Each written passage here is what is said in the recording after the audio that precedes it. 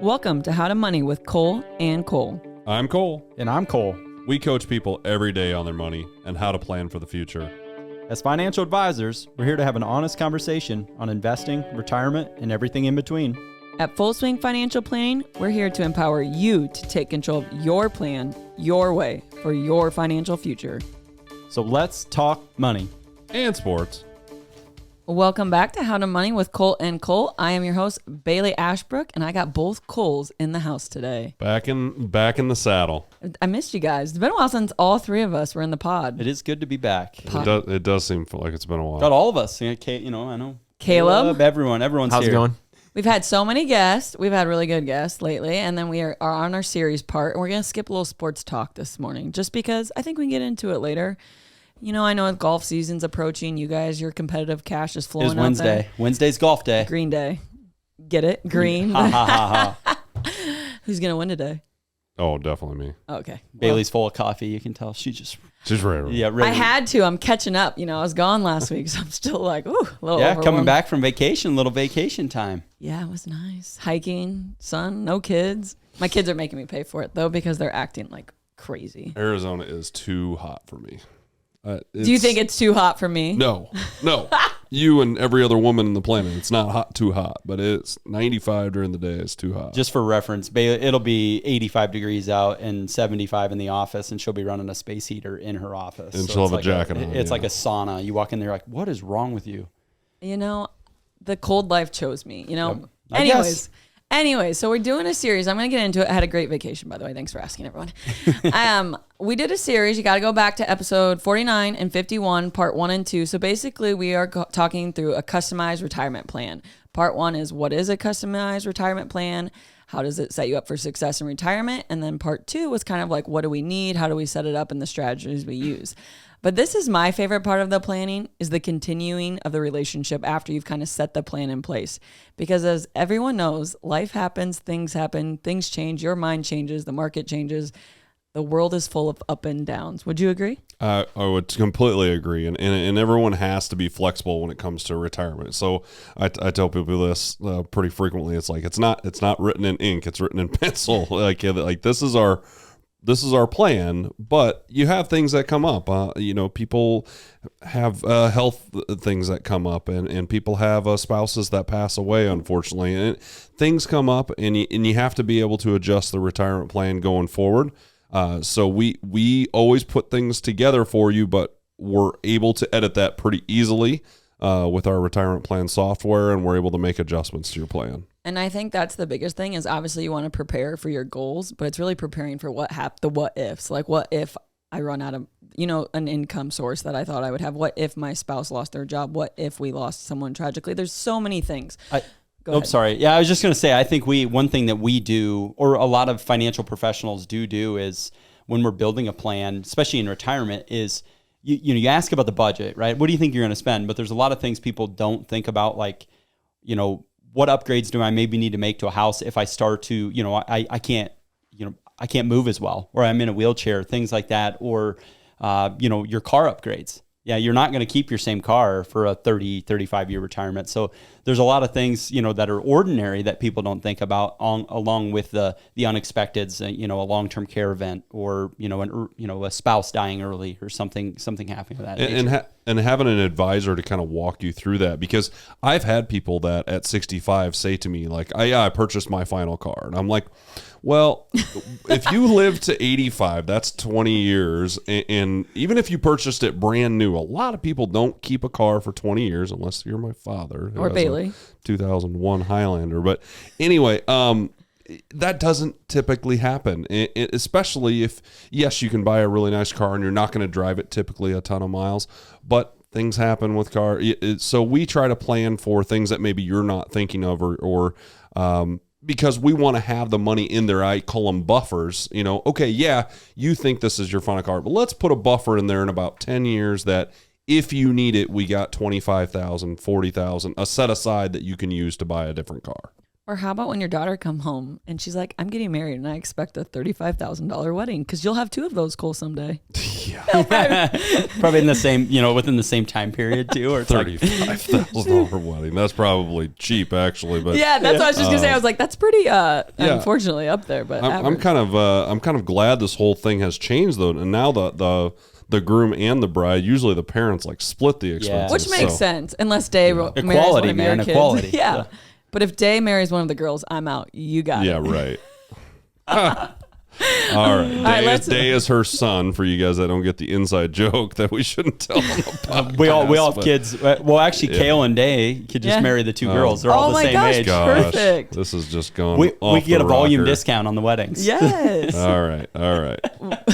Off the rails already. Jeez, it's early on. Well, Eden doesn't have a crush on Day Mick anymore, so we got to go on. Okay. All right. But purchases in retirement is what we're talking about. And when we say purchases, it could be a wedding, it could be a long-term care event, it could be a spouse passing, like changes more in retirement or changes before retirement of when we're going to retire. So we make those adjustments for you. And they don't always have to be negative things. Let's say you retired and this might happen like, oh, I didn't want to travel. I wanted a low key retirement. And then all of a sudden you're like, no, I do want to go travel. I do want to take a couple trips a year. Those are things I think that are great to have someone that you trust and can communicate with. So maybe talk to the listeners the importance of aligning with a financial professional that one, you feel like values align and communication aligns, and also how important it is for the client to just be just engaged in their plan as you are. Like what kind of ongoing things do you do with people after the plan's in place, like annual meetings and things like that? Yeah, so an annual meeting is kind of the minimum that we do with people. We want to meet with you at least once a year. When you're getting to that, 3 to 4 years before retirement, we're probably going to be around you a little bit more than that because we want to make sure things are in place. But to answer one of your questions or to kind of highlight something like things that change in a positive direction, I've had people that have an inherited money that either they were expecting or weren't expecting. And that's changed their retirement in a positive way. I've had a couple come in and they just inherited $1 million. They weren't planning to retire till 65, but now they're 62. They got this $1 million. Hey, can we make this work now? Well, yeah, okay, we can do this now. And so that was a fun meeting that I got to have with some people. And so you do have some positive things that happen where changes just have to take place, and you gotta move and roll with the punches. So. I agree, and I hope I have that problem someday. Do you hear that, Dad? No, I'm just kidding. But Cole Jasky, maybe talk about to listeners too, like what are some things you really probe clients to think about post-retirement, or like switching from that I have a guaranteed income and things that really take a place emotionally when that retirement phase comes into the plan? I really think now with longevity is more of a factor than ever. I think with advances in healthcare and someone that's 60 years old, or a couple that's 60 years old, the reality of one of them living, into their 90s is pretty likely. And that's one thing of ongoing is talking, monitoring the budget or the spending, especially early in retirement. Because I found in my experience with clients that I've transitioned from the accumulation phase or the pre-retirement phase to the retirement phase is they spend a little more money early on. They've got the freedom. Especially if they're younger. If you retire later and you're older, not maybe as much, as long as there's no health issues. But that's one thing. If you've got a 30-year, 35-year retirement window, if you're spending, $1,000, $500,000 extra a month early on than what we were kind of planning for, and we don't probably make an adjustment or at least have the conversation, there's probably a strong, risk of you running out of some money earlier on, especially if both spouses happen to live later in life. And I think that's one thing that gets maybe overlooked as you kind of get into the monotony of, hey, you've been retired for 5 years, 6, 7 years, and you've been clients of ours, of just double checking the budget and saying, hey, are you, here's what we think you're spending, here's what we're sending you, here's what Social Security, is it really, is that accurately reflecting, or do we need to maybe look at everything again and make sure that we're not overspending a little bit, or maybe pull some different buckets of income at that time? Which is why I think it's so important to work with someone, because you're going to cross that finish line. You're like, okay, I made it, I'm here, but that doesn't mean you can just, not that you have to live in the strict requirements of your plan, but there are things that change and you maybe are spending more than you think. So again, just being able to conversate with someone like you guys that you trust and can plan and look at all the little details. And I think there's a lot of emotional things that you guys help people with. Like, I'd like to say a little bit of counseling definitely goes into this job a long way. But there's two emotional things that I think are really impactful in retirement. I mean, pre-retirement and post, the market fluctuations and also that Social Security. Those are two things that I think are pivotal points in the plan that maybe people freak out or just make decisions without guidance. And why now you have someone, you have that relationship you can trust with. What do those conversations look like when you're with clients in those spaces? Yeah, so I'll talk about the Social Security aspect of things because the funny thing is that has really changed recently for me. Before, I was a real advocate of waiting on Social Security because of the 8% guaranteed increase on it. Well, now an 8% guaranteed increase with interest rates at 6, 7, 8%, where you can get an annuity that will do the same thing. It's like, okay, why wouldn't we take from a bucket like Social Security that doesn't have a cash value, doesn't have a death benefit? If something were to happen, I think the death benefit is like $255 or something like that on Social Security. Why don't we leave our investments alone and let those grow with the market or with whatever tool they're in? Take Social Security and then take from the investments later on. So not only is an emotional thing for our clients, like Social Security is a very big decision. Obviously, you only get to really make that decision once in your life. Just elected Social Security for a client last night, and you could tell he was kind of like, okay, yeah, I think I'm ready. I know I'm retiring. Are we good? Like this, it's one of those things you're just like, you can't undo it. Yeah, well, you can. But you know what I'm saying. Yeah, but it is a thing that you've been doing for the last mostly 50 years and putting money into that, and you're like, okay, I got to make this decision. So making that decision can be emotional. So that's kind of where you said like the counseling comes in. Like, oh, this is the right, having us reinforce to you, like this is the right decision. This is this is a part of our plan. See it on the screen. It works. There's a lot that goes into that electing Social Security, but I think having us being experts in the field and reading articles on how Social Security is changing along with interest rates, like we can help you make that decision based on current conditions as well. I think just to piggyback on that a little bit, and I know we want to talk a little bit about our software and things that we use. This is where I do see a lot of value in working with a financial professional like ourselves is we can illustrate different scenarios and you can visually see it. And majority of people, I would say, are visual learners. And you can say, hey, what if I take it to, from at 62 and a half or, 63 versus 67? And you can kind of play the math. And then you also take the accountability of the other buckets of like, well, if we take it earlier, we don't take as much here. And vice versa, and you play that out and you work through those scenarios. And I think the more you can visually see it and understand how it works, the more comfortable you become with that decision of understanding like, hey, I've thought through this or we've thought through this.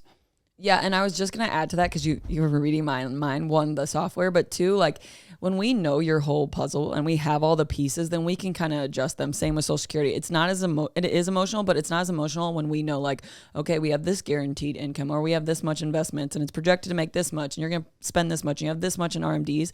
So maybe go in a little more in depth what Right Capital, it's our software we use. There's other ones out there, but this is the one we really like. And what does that software do as a planning tool? Like what can you do and how does it analytically problem solve for clients? First and foremost, it can, one, we put all of your assets, some of them, if you're clients of ours already, it feeds into and we manage accounts, it feeds into the software. And one, it gives you, a risk allocation. So you kind of have an idea and it models that to your spending cash flow needs in pre-retirement of what you're saving into post-retirement when you're spending down.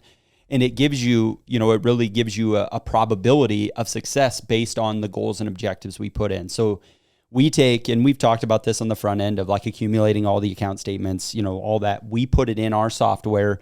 We build your age, and then we say, hey, when do you want to retire? What type of income are you going to need in retirement, or do you expect? And then we go and say, well, can we do this based on the current, allocation, or no, we can't. Here's the adjustments we need to make. And the one thing I do love is people would say, well, let's see it to 95 or let's see it to 100. Let's see it to, or what if I retire, we call them what if scenarios. What if I retire at 60 versus 62? And you can sit and see the probability of success, go up or down based on the changes or, hey, we're trying to use it as a an advocation for more savings, right? Hey, see if you save a little bit more, 1 or 2% more in your 401k right now. Look how much more. Yes, it moves the needle at this. So you can get an idea of the decisions you really make. How does that impact, your probability of success? And then when you're in retirement, and this is that ongoing thing, say I come to Kole and say, Kole, I want to buy a house at Okoboji and I need $500,000 out of my retirement account. How bad? Yeah. Cool. That's a lot of money. Yeah. Can I do that? Can I do that? Or should I borrow the money? Yeah. Right. Should I, we talk through and I'm going to ask Kole and you might say, nah, I'm spending the money, but we're going to make, well, Mark or Kole or what, that's going to have a big impact because if you live to 92, there's a reality you could run out of money. Now, those are the conversations we have, not saying it has to be rigid, like you said, and it's a no-go, but we're going to be there to educate you and say, hey, this is probably not a good decision. Now, if you want to make it, you're the ones going to be accountable for it. Yeah, but we can put it in the software and show you okay, this is the probability. Yeah, the probability goes from 82 to 52 if you do this and you take all the money out of the market right now. Now, if we structure payments in there where you'd paying monthly over the next 20 years, then it goes from 82 to 76. Okay, so we should do it that way instead. So that's how we go about those decisions. So the other emotional thing I talked about, which I really love about the tool, is the market. We cannot control the market. Have you ever heard of a thing, COVID? We didn't know that was. There's things that are always. I knew that was coming. Did you? Yeah. Oh, me too. You knew we were all wearing masks and acting crazy. but a really cool tool, or part of the tool, is the market. Like Kole said, you can see your risk allocation. Another thing it shows is okay, if we suffer a 20% loss in the market, this is what's going to do to your plan. And then Kole can look and be like, could you handle that risk? Could you stomach that risk? Could we financially handle that risk? Do we need to protect it and put a little more, maybe an annuity? So if the market does go down, all those things. So talk about market fluctuation. 1, how the tool helps, and 2, how working with someone during these times and when to pull money out, all those things that go with emotional market fluctuation. Yeah, the market is just an emotional thing. I mean, it is something that people, some people look at it every day. Some people never look at it. You can put a visual value on it at all times. That's the problem. I always compare it to, I always tell a client, I use this analogy a lot.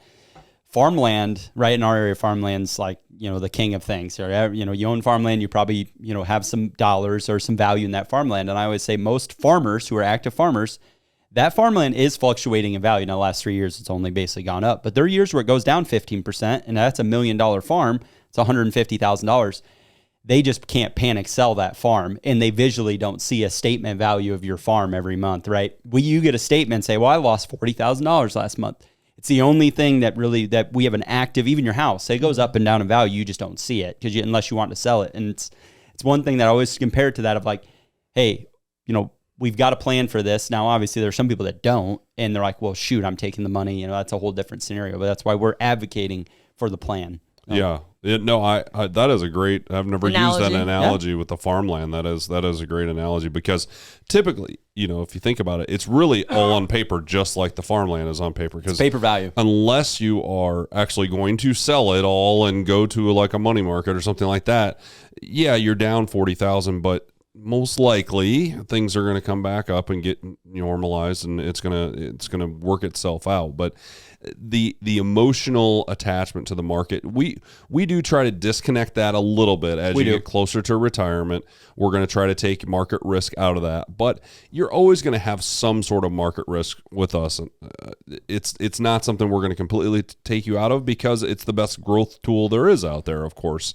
And for us to keep up with inflation and for us to keep up with the retirement plan, we've got to grow your assets as you get older. It's the best hedge for inflation and longevity. Yes. Right? Mm-hmm. Those are the two things. And the unexpected. Majority of people, now, not everyone, there are some people that have enough cash and I don't care if we had 9%, I've got enough money, I don't spend enough. Yeah, there are the anomalies of people that don't, but 95% of the people we deal with, those are two headline risks for everyone. And that's where the equity exposure, some equity exposure is always going to be important. And that's another part of our software or the tools that we use is we can run those scenarios. What if inflation's, instead of being 3%, because we build in, we know your state income tax because we put it into our system. We know your federal income tax based on incomes, things there. It's all calculated. But we can adjust it and say, hey, we normally use 2%, 3% inflation. That's pretty historically an average. But we can say, what if it's 5%?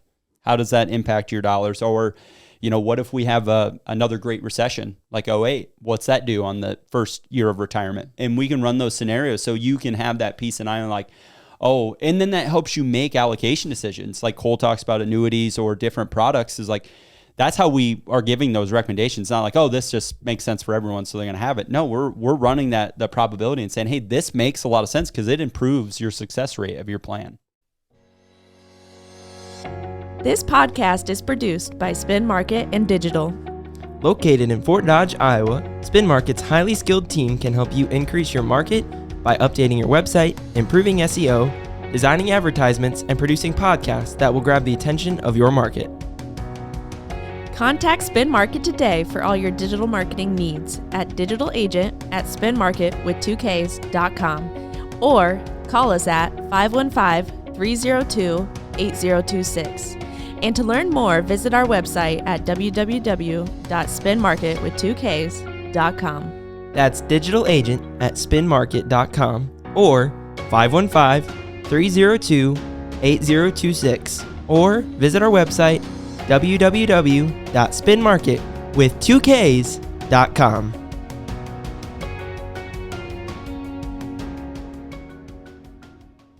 So Kole, you were gone last time, and Caleb tried to do the dollar bills, y'all. I heard it. I listened to the podcast. Don't ask me to do it again. No, it was like dollar bills, y'all. I don't know if you know this. Cole Peterson's been to a Pitbull concert, so he's really in his vibe with these type of things. Dollar bills. He's in his bag, as some would say. You guys ready? Bag. I don't know if that has anything to do with me going to a Pitbull concert. You're hanging out with It's like kids 2 years ago. I'm just kidding. in his bag. What is that? Is that a term that kids I did use? not know what that meant. We talked about The Office the Oh, other yeah, we did. day, Yeah. and I was like, "What's in your bag?" And Emily told me because they're like, Caitlin Clark's in her bag. I'm like, "What does this mean?" Oh my God. And now I know. You'll have to Google it, listeners. That's not what we're here for. Achievement at Christmas. All right, move ready? on. Cole's got teenagers or close to teenagers in the house. So Oh, I have So a now that the teenager. full crew is back, a little dollars and cents. Dollar bills, y'all.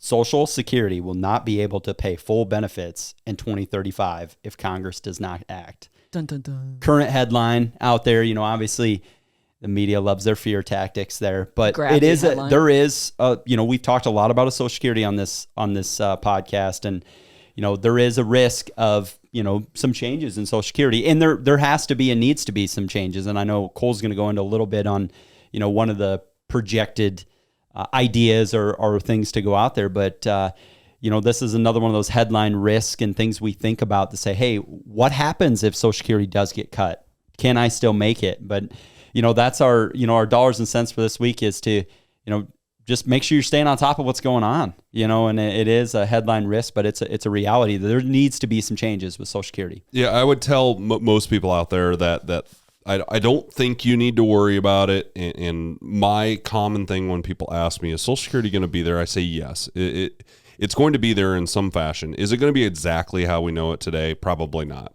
Most likely all the changes are going to come on people Kole and Baileigh's age, probably not even people my age. Wait, are you older than us? Yes, shut up. So they're 35 and under, let's just say. That's probably where the most people are going to see the changes because it's so far out from retirement that they can make the adjustments, and B, most of those people don't vote. So they're not going to change it on the people that are in my age range and above. Those will probably remain the same. But the big thing is Congress is looking to make changes now, because if they wait until 2034, 2035, 10 years basically. If they wait till then, it's going to have some major issues. And it's going to probably have to end up borrowing money from a government entity to make ends meet, kind of like they had to do back in the 80s.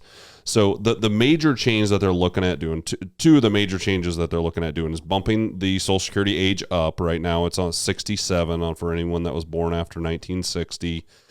So bumping that to 68, 69, 70, probably a gradual scale up to 70. Letting the deferred payments go till probably 72. Those are all small changes, but the big change that they're going to make that I believe will make Social Security last till about 2080 is that they're going to raise the roof on the income earnings. So right now, and I think we've said this on the podcast, like LeBron James is done paying Social Security tax by about the midway of the first quarter, because you're only taxed on Social Security on the first $146,200 that you make in 2024. Then you're done paying Social Security tax for the year. So people that make $400,000, not even halfway through the year, they're done paying Social Security tax. So their talks are raising that up to $400,000 to $500,000, and then people would pay obviously in taxes all year or more. LeBron might have to pay the whole first game, Darn it, but but at the same time, all that money would go into the Social Security system. If they do that now, the next 10 years, you get that for the next 10 years, and now Social Security stretches out till basically 2100. That's weird to say, by the way. I was like, right when you said this that. This is a play for if the current interest rate environment is actually better for Social Security. It puts a little less pressure because they can earn more on the trust fund of Social Security with the fixed or the safer side of the assets. So, but inflation hurts it because the cost of living increases things there. So there's a lot of moving pieces to it. I think it is important to know that, when you look up Social Security, it's meant to be a supplement. It was a supplement from the get-go, basically a backstop, not your whole plan. Yes, not a primary source of retirement. I think that's the biggest thing. Maybe the perception of Social Security out there is so many people look at it as like, hey, that's my sole retirement benefit. And that's not and sorry for the people that are doing it, but it's not a great strategy. Because you're not in control of it. Yep. And go ahead. Sorry, and I was just gonna. So it says that Social Security is going to be in trouble in 2035. In trouble means that they will not be able to make their full payments. What would happen at that time? Social Security wouldn't just go away. Yep. Everyone's payment would be reduced by 25%. Again, this is worst case scenario, but I believe the next presidential, whatever it is, the Republican or Democrat, they're going to have to address this in the next 4 years. Otherwise, you're looking at the next president having to do it and really get it done. Close, and it's going to then you're getting really close at 2032. So this next president that you elect, I think, and I don't talk politics on the podcast, but I think you should know what their plan is with Social Security. If you consider that in your vote. The later this goes on or drags on, the more drastic the measures that are going to be. So just like anything, it's like any problem. Problem deferred, problem amplified. Yep, that's 100% true. Well, that was kind of a really deep insight to Social Security. You guys are like kind of nerding out there. I was like, wow, this is. I actually read that whole article. Yeah, it's kind of weird for me. Really? Yeah, usually I skim article. I read like the first 8 paragraphs, highlights, and then I skim the rest of it. But I actually read every word of that one because I'm like, people are going to ask about this. And then this also just ties into, and I'm a broken record, and I would advocate for anything like this in life. Same example I always use, like, I don't do my fitness alone. I go to the experts. Like, this is just a good reason to work with someone because that's such an emotional grab line. Like right there, if you're depending on Social Security or you're like, oh, am I going to have enough money? Okay, well, let's plan. What if you don't get your full payment? What does your plan look like? And these are the things I'm just reiterating what we just talked about. Be prepared for what you can't expect and then work with someone to emotionally guide you to your goals, and you're just going to feel better. And that's why I love our tagline, your plan, your way, your financial future, because it is your life. It is your plan, and we're just here to guide you and help you and hit those goals. And I think that's what the beautiful thing is with working on an advisor. But we're trying to steer you down the road, but you're the car. Yes. You're going to go wherever we're trying to take that steering wheel and kind of steer you in the right direction. We're full of analogies. Yeah, today. It's like a good coach. You're playing the game. We're just guiding you with the plays. Wait, another analogy. We're done. Anyone's got All right, but let's go into the next. Okay, we've worked with the clients. We have developed a plan. We're pivoting in the plan. We're doing all the things. Estate planning. I feel like that's a huge topic once you get to retirement and kind of the goals of that. One of you, I don't care, I'm lobbing this up. Maybe describe how we help with the estate planning part of the aspect of. Yeah, I think this is the kind of the deepest level we maybe go into, where we've probably know a very detailed amount about your family, your history, how you got your assets, and estate planning. So this is, hey, I'm in retirement, maybe early retirement. Maybe some people do it early on. Some people do it later in their retirement when they start to kind of say, okay, I'm probably closer to the end than my knees are hurting than I want to think about. But the reality is, hey, I probably am going to have some assets to leave. What does my legacy look like? And that translates to our estate planning. What are we going to do with your retirement assets, your real estate, things as such there. And that's where, same thing, just like we can illustrate in your retirement, maybe it's a charity you want to give to, or maybe it's, this, and this, and we can help facilitate or set those assets up, with your estate planning attorney or your professionals that you use to make sure when something does happen, things do get just, distributed, how they, how you want them to. And then just the communication of, if you have multiple children, a lot of times we facilitate those conversations too of like, hey, I don't want any fight. I hear this a lot. I don't want my kids to be fighting over money when we pass away. And sometimes we're the leaders in that conversation, I think, or hey, we're leading that of like, hey, here's how we can communicate this. And here's ideas, different strategies. And that's one that I would say very important. And it's important for everyone to have a estate plan, not if you have assets or not. If you have life insurance proceeds, you have debt, whatever it might be, you need to know if, what happens later in retirement to my assets or to my debts if I do pass away. And that's one that I think, as people transition to retirement, we know it's going to be a conversation, but not everyone thinks about. We've seen the unfortunate situations where families do fight over money, and that's why we try to. And if you're not thinking of it, we try to bring it up to you. We'll be like, okay, well, we've got beneficiary designated on your IRA, your transfer on death account. We've got all these beneficiaries designated to your 3 kids, right? Well, what about the farm? What about the house? What about the cars? What about other things that they may have, the Florida house? Like, do you have a will set up to address those things, or do you have a trust? So we're gonna maybe ask those questions, and some people, when you ask those questions, they're like, yeah, I never thought about it that way, because you can't designate a beneficiary unless they jointly own it with you, like your house or your Florida house or your cars. So we typically make sure that those are jointly owned with a husband and wife if they are married. And then we've got to have a will or a trust set up that will address that after you pass. Otherwise, there can be a fight about the assets. And unfortunately, a lot of times money tears families apart. People say that their kids say they won't argue and say that they'll get along and all that. But unfortunately, that is not typically what happens. And go ahead. Yep. I want to just add one thing too that a lot of people need to think about, and as part of this estate planning conversation is say your mind, you start to be able to do things, right? You get older, you can't handle your affairs. Of having that conversation early on, if, hey, who's going to handle, who's my power of attorney? Is it my spouse, or is it, say both of us are alive, but we're, incapacitated or not mentally capable excuse me, to make decisions, is to have that conversation before you get to there.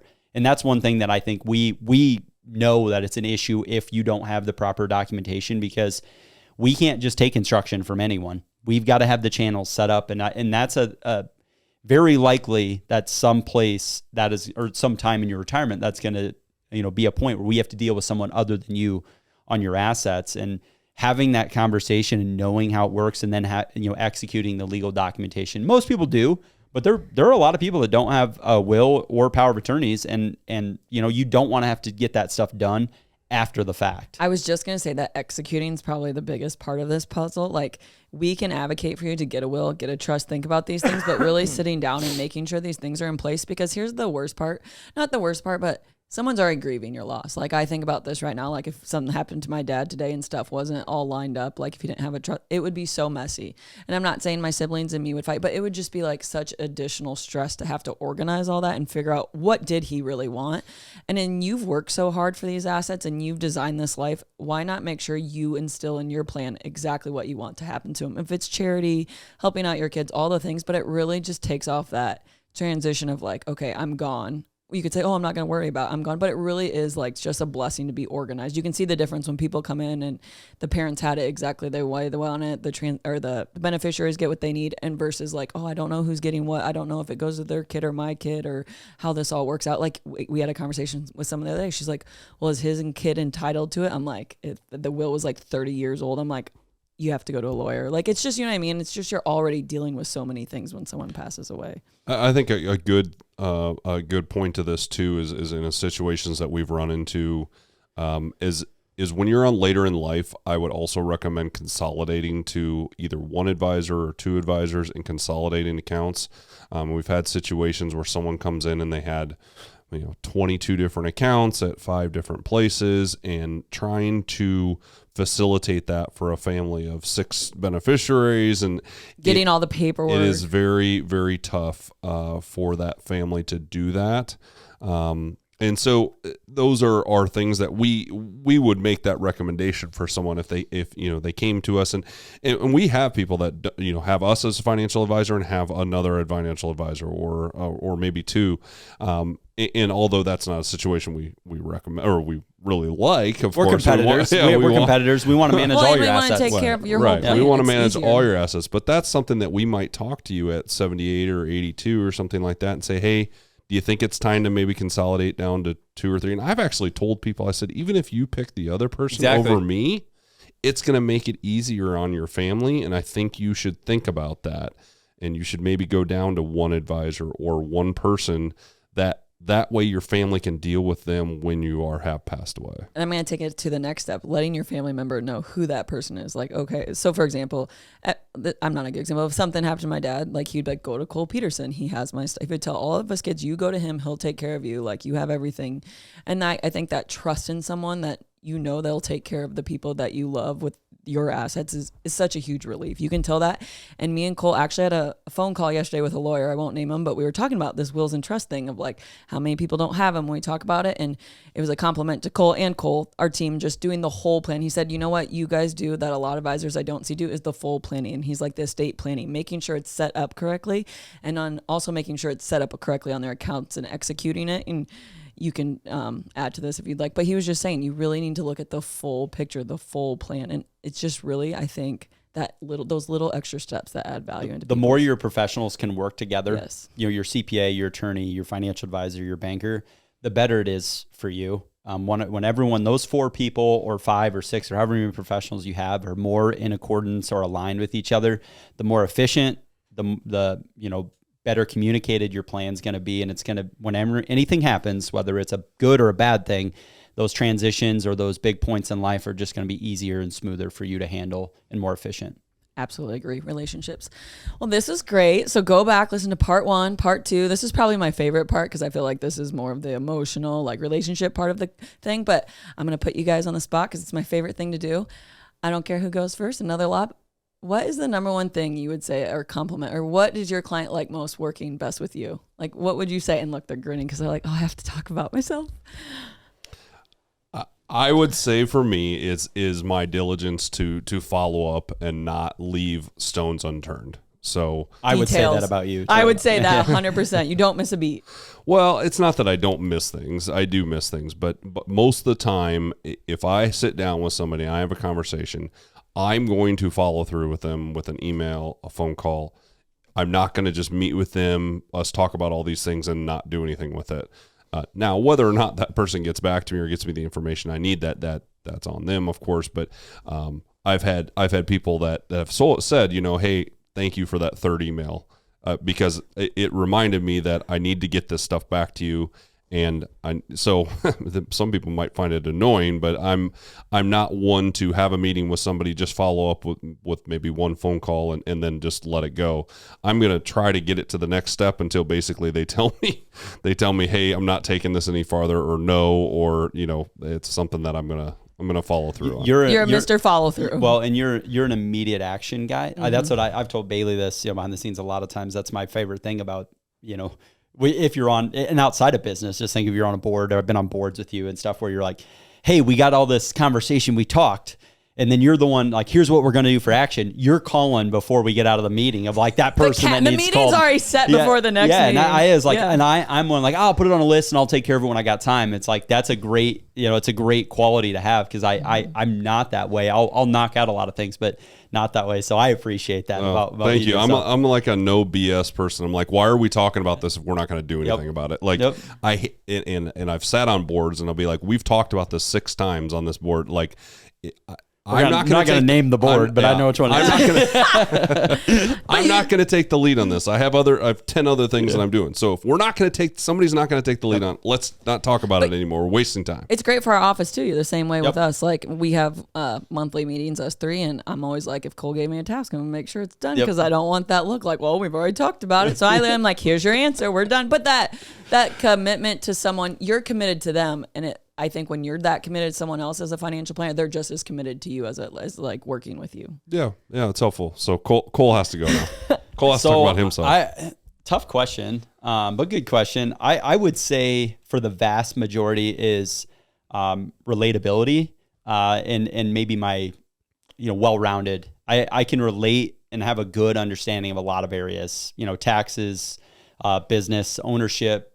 Payroll taxes, all into the weeds of a lot of things. And I think that comes from my, entrepreneur experience of other businesses outside this, and how I was raised. I was raised in, a bunch of blue collar, individually owned businesses. So that's all I've seen my whole life. And that's who a lot of people we work to, and it relates that. So, and I think I always tell, my wife, I think I can talk to the doctor that's in a suit, but I can go out to the farm and relate to the guy that's in bib overhauls. Like I can go anywhere in between. And I think most of my clients feel that. Majority, I'm sure there's some like, no, but for the most part. I would agree. I would totally agree. So I've gone to you with questions. Like, I'm like, maybe Kole know about, like we do, payroll tax and stuff like that. Call Kole real quick. I'm naturally very curious. So like, and some things. And you're analytical. Yeah, I'm analytical and I'm curious. I'm just like, well, I always say this, I like to reverse engineer almost everything that, like, if I want to know about it, I'm like, okay, how do you get into that? Or how was that math formulated? And it's kind of made me learn, not by any choice, just how my brain works. So, and then it helps. And yeah. And I like to coach naturally. So that kind of feeds into that. Yeah. And do you know that he coached a baseball team this last weekend? They got first place. Yeah. They Congratulations, Kale Jaski. Day, so my son's on. Wait, Day is on that team too? No, he's on the other team that they beat. And Day, There's he's super competitive. He literally hit me last night because I beat him in soccer. Like, he's too competitive. He's like me. And he goes, Mom, I don't know why you wouldn't let me be on the traveling team. I want to win. And I was like, oh shoot! Like, I didn't think about the repercussions. Well, less travel, Day. Yeah, we don't have to go to Des Moines in the weekends. Yeah. You don't do the budget. We got a full schedule, full slate of baseball coming up the next 8 weeks or so. So we'll have more baseball talk to come, I'm sure. Go ahead. I was just going to say, Kole already had to tell me he couldn't play in a golf tournament with me because he's got to be at a baseball tournament. It's intense for that first grade level. I'm real happy about it. That first grade level. I know it's a bummer. Gonna throw some shoulders out. Yeah. I will say this because I want to end with this, and I think we all really enjoy working with people, and we love coaching people and getting to know people. But I've heard this compliment, and I'm not tooting their horns, but I can because I want to, because this is our podcast, is that you guys really care about people. And I think when you care about someone, you're going to go do the right thing and you're going to work hard for them. And that's the same as a good coach. When you care about your players, you're going to set them up for success. So I just wanted to add that. You as our leadership reflects attitude. So it is, on you too. And I think you should answer the question. I agree. Dang, I thought I was going to get out. You're going to get out of it before I was just like, wait, she's giving us more compliments. Okay, so Baileigh. So why do people, come to you? What characteristic do you like best about yourself that makes you a great financial advisor? I think I'm always myself, and I think people feel like they can be themselves around me. So if they don't know the answer, or they're uncomfortable with the conversation, or maybe they're intimidated to be like, hey, I don't have that much money, or I don't know if I'm saving enough. I don't feel like they're intimidated to ask me. Like, I feel like they can literally be like, I'm nervous. Like, can you set me up for an appointment, or can we get some answers? Like, I don't feel like people feel like they have to, like, it is a hard thing when you don't think you understand your finances. Like, I think you're approachable. Yes. Approachable. And I think people love my energy. I would agree. And here's one thing I was going to piggyback on this is, like, Baileigh was gone last week in the office. And I will say, love our staff. Everyone's amazing. I mean, that's where that personal caring, like, our whole staff is that way. Every single person in the office, you ask someone that they genuinely care and would go out of their work hours to help someone out. If someone called them personally, almost every one of them, I know, no doubts there. But the enthusiasm when you're in the office, I had a coach, my longtime quarterback coach in college. He always said enthusiasm's contagious. And last week you were gone, and I could tell I was a little down, like, just like kind of more, just less like amped like in the it was morning. more like just about business. Yeah, Like just yeah. get there, do your call. Like Yeah. it wasn't as like. And then you're jump around, and have even the fun. gals are kind of around more. And so so we missed your enthusiasm last Oh, week, I Baileigh. appreciate that. I always think of it like a practice. Like I actually love practices just as much as games, but that's because we made them fun. So same with work, same with your retirement plan. We can make it fun. What's our quote today, Baileigh? All time, the WNBA is hot right now. Clark is taking it to new levels, but you got to go back to the GOAT. She's still the GOAT right now, Diana Taurasi. You have to believe in yourself when no one else does. That makes you a winner right there. DT. Go Cubs. You've been listening to How to Money with Kole and Kole, the podcast of Full Swing Financial Planning. To learn more, visit their website at www.fullswingfinancial.com and follow them on Facebook and LinkedIn. For now, I'm Kole, I'm Baileigh. And I'm Kole. and we'll see you on the greens. 4. Securities and advisory services offered through LPL Financial, a registered investment advisor, member FINRA, SIPC.